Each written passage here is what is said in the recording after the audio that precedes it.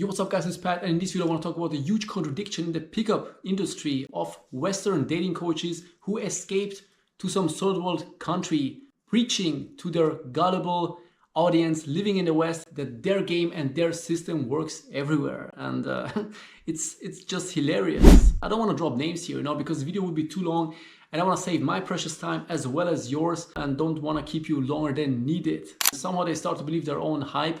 They're that delusional that they believe their own fairy tale, that it's their game which gets girls. 10 years ago it was moving from the West to the East, like Eastern Europe, until those coaches realized that, hey, quite many things change, and it's not pre-1990 anymore. And those countries actually evolved massively since then. Then they're like, okay, what else can we do to hide the fact that we have shitty game, and blame the women there as well in Eastern Europe, suddenly that they are prude, that they are too traditional. What can we do? Let's move further to third world countries, to developing countries. And the name says it already, they're developing to a standard we are used for forever. We're used for almost a good 100 years, while there it's still the Wild West out there. And then of course those coaches move to these countries and use the pecuniary situation of those girls. They start to believe, hey, it's my game which got those girls, And I don't know if they're really that stupid, that delusional, or they just want to make you think that. And there are tons of guys, and as I said, the pickup community is anyway the most gullible, and many guys have autism.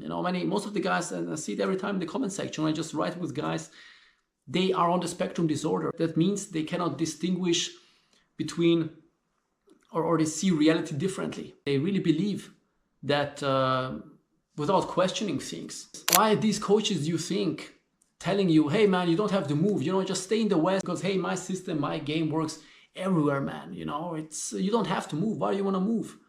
And this is so hilarious, like these guys, they don't want to help you even because they know themselves that, hey, my game is not working anyway. Because why did I move myself from the US, from Western Europe to a developing country somewhere in South America or Southeast Asia? So they know their game sucks, but they want to make you pay for another coaching, for another coaching, for another coaching. And they want to leave you in that misery. At least, be that honest to tell to your audience that you're a passport bro and not making fun of them. Because many coaches out there making fun of passport bros, although they're passport bros by definition. Because what's the difference? Nothing.